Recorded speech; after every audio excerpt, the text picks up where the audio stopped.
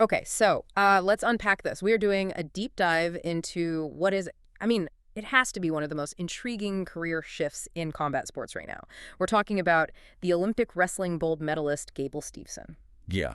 And his pivot from, the absolute peak of amateur wrestling into the very violent world of professional fighting. It's more than just a pivot, though, isn't it? It feels Yeah. like a strategic invasion. It is. It's completely engineered for maximum impact. And the source material we have, this incredibly detailed conversation with him and his inner circle, it really gives us the whole blueprint. A blueprint. I like that. It is. You can track his decisions, you see how quickly his training evolved, and you get this inside look at the mentorship he's getting from arguably the greatest of all time, Jon Jones. And that's really the mission here, right? To get to the why.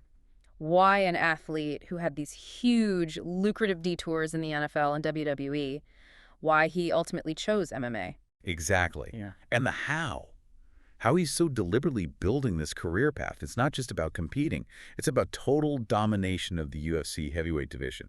And it completely echoes the path of his mentor.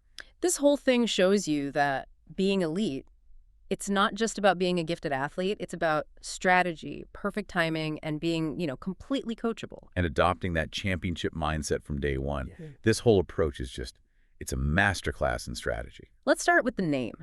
Because his origin story, it honestly sounds like something out of a myth. He's named Gable, after Dan Gable, the Iowa wrestling legend. Yeah, his mom was at a tournament in Iowa, just kept hearing the name over and over, and it stuck. It creates this kind of prophetic destiny around him. It really does. And Steveson himself talks about it. He says Dan Gable's timeline for achievement and, dominance, it weirdly mirrors his own, except now Steveson is taking that generational talent and pushing it beyond wrestling. Which really shines a light on a huge problem in the sport he mastered, the wrestling market problem. Steveson is so blunt about it. Wrestling is exciting, it's easy to understand, but it doesn't have a professional outlet that can really sustain a superstar financially, not like MMA or pro wrestling. It's a classic talent drain. And, people are trying to fix it.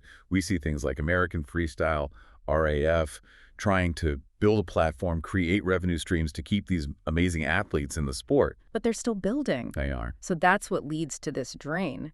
The best athletes, the freak athletes in America, they get funneled into football or basketball.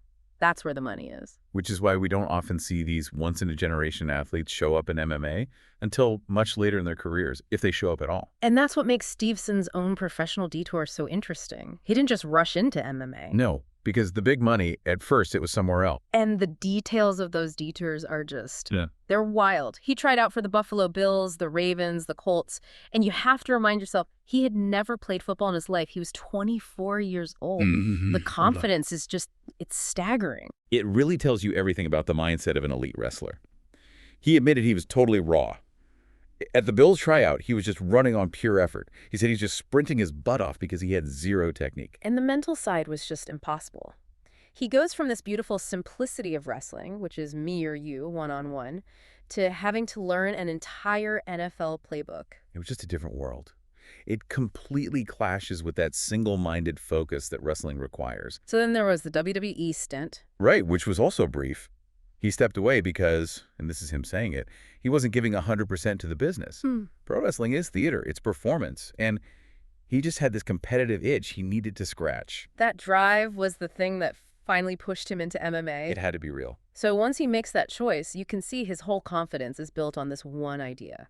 Wrestling is the single best foundation for MMA. Absolutely. And the core reason, you hear it from almost every champion, is that wrestling is the only base that lets you dictate where the fight goes. Period. You control the territory. You control everything. You can take a striker down. You can keep a grappler on their feet. If you control where the fight happens, you control the outcome. And beyond the pure technique, there's the conditioning. Steveson says the grind of an elite wrestling practice. It's just above and beyond anything else. That mental toughness is already there. That grit is the price of admission. But here's the trait that I think is the most important. His coachability. He starts hitting pads around 21, but he only dedicated, 7 months to serious professional striking training before his debut. 7 months before a knockout win? How is that even possible? It's his attitude. He says he's all ears. He actually contrasts himself with fighters who come in thinking they already know things. Yeah. That ego, that refusal to be a beginner again. Yeah. That's what holds so many talented athletes back. So he trusts his coaches, but there's still a big technical jump for D1 wrestlers, right? We've seen some of them struggle at first in the cage. Oh, for sure. You have to learn MMA wrestling. It's totally different from folk style. In MMA, you're changing your shots to avoid knees and uppercuts. You're using the cage to finish takedowns. You have to shift from thinking about points and control to thinking about damage and position. And this all brings us to the masterstroke of his career so far, the mentorship. He meets Jon Jones because Jones DMs him on Instagram. Just slides into his DMs, yeah. Yeah. Jones is a huge wrestling fan. Needed a training partner and sent him his number. And they just hit it off immediately. Instantly. And Steveson gets this incredible, unfiltered look into the life of the GOAT. He's not just watching Jones train. He's studying everything, how he talks, how he walks, how he greets people. And he just had this moment where he thought, I want to be that. He said it flipped his switch. That's the blueprint. And that analogy they use for Jones's fight IQ is perfect. Jones is a Ferrari with Ferrari gas. A lot of other guys are trying to run their Ferrari on 87 gas. And that high-octane fuel is all about the details. Jones is actively coaching him now. He sends him videos, breaking down mistakes that top UFC heavyweights make. Little things like how they step, how they throw, how they don't reset their feet properly. That tiny granular detail. That's the Ferrari fuel. Which meant Steveson had to completely reverse a habit from his wrestling career. He said he never watched film or opponents, not even for the Olympics. It's fascinating, right? In wrestling, he felt like if he focused on stopping his opponent's best move, like a double leg, it would take him out of his own offense. It was a pure my game, my pace approach. And when you're the best wrestler in the world, that works. But in MMA, that's a huge liability. It is. So Jones is teaching him to add that analytical layer, to study opponents, find their patterns, and make sure he's not walking into a trap he could have seen coming. It's the difference between being a dominant athlete and being a strategic killer. Well said. And what really sealed the deal for him was being backstage with Jones at Madison Square Garden. Jones wins his fight, looks right at Steveson and says, you can have this too. Wow. And seeing it all up close. Meeting Queen Latifah and Fat Joe, understanding the level of superstardom that comes with being a real fighting icon. That was it. It proved that MMA could give him both the competition he craved and the massive platform that wrestling just couldn't. Now, when you look at the heavyweight division he's aiming for, I mean, the timing couldn't be better. People inside the sport always say it's shallow. It is. There's incredible talent at the very top, but there isn't a lot of depth. It's the most prestigious division, but it's ripe for a new force. And Steveson's athleticism is the perfect weapon for that division. He's 250 pounds, but moves like a light heavyweight. You saw it in his debut. That left hook was lightning fast, and then he's shooting a double leg on a guy who's already out cold. And the confidence. He said his striking in that fight was the worst I'll ever be. He knows he's on a vertical trajectory.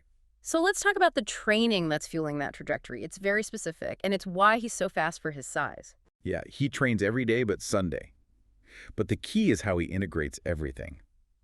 It's not a boxing day, then a wrestling day. He puts it all together in one workout: boxing, kicks, knees, all of it. So it's all connected. The striking doesn't feel separate from the wrestling, which is a classic problem for converts. Precisely. And physically, he's not doing traditional heavyweight lifting. It's all lightweights, high reps, and tons of band work. He's focused on explosiveness, not bulk. That's how he avoids the stiffness that slows so many heavyweights down. It gives him a huge speed advantage. So he's not just aiming for a title. He has a very specific, very ambitious long-term goal. He does. He wants to be the UFC heavyweight champion, and he wants to break Stipe Miocic's record of 5 title defenses. And his dream debut. It's pure theater. He wants 1 or 2 more fights, a big UFC contract, and then debut at the White House. The White House. It's what Jon Jones calls his desired location for his own last fight. It's pure showmanship, tied directly to his mentor. Speaking of his mentor, Jones isn't just teaching him how to fight, he's teaching him how to handle the fame. Which is so crucial, especially coming from Jones. Steveson is very aware of the dark side of celebrity. He talks about needing a good group of people to avoid the leeches and getting roped up in the wrong things. And who better to give that advice than Jon Jones? Exactly. Jones has been through it all. He's teaching him the simple rules. Stay clean and go home. It's incredibly valuable advice coming from someone who knows exactly where all the landmines are buried. So this whole journey, it just keeps coming back to one central idea. excellence. It's not about the fame or the money. Steveson says if your mind doesn't truly believe it, if you don't just know you're going to win, all the talent and hard work in the world won't be enough. It's an internal conviction. And the source material has this fantastic mental model for it. They talk about focus like it's a limited resource. Say you have 100 units of focus every day. Right. And anything you spend on the outside noise, the haters, social media, drama, is just robbing from excellence. It's ruthless resource management. And that's why he keeps his circle so tight. He avoided having too many coaches in wrestling because he didn't want to dilute that focus. It makes the partnership with Jones just so perfect. Jones is the ideal guide. He's made all the mistakes and still come out the GOAT. And that experience gives him this unmatched authority. He's teaching Steveson how to keep that wild, competitive fire burning without making the catastrophic mistakes that almost cost him his own career. It's a hard-won lesson being passed down. So when you put it all together, Steveson's career isn't just about some genetic gift. It's a calculated strategy, an unparalleled wrestling base, extreme coachability, and perfect timing, all guided by the Jon Jones blueprint. He's not just building a career, he's building a dynasty. And that's the final thought we should leave you with. We talked a lot about how chasing fame and money can steal focus from the pursuit of excellence. Steveson is learning from Jon Jones, who has this famous rule. He takes no short-notice fights. He insists on a full camp. No exceptions. So think about how anyone in any competitive field, you could be an athlete, an entrepreneur, whatever, how you can create your own personal safeguard, your own no short notice rule that forces you to prioritize that internal pursuit of excellence over the external pull of a quick opportunity or fleeting fame or easy money. It's the ultimate tool for managing your focus.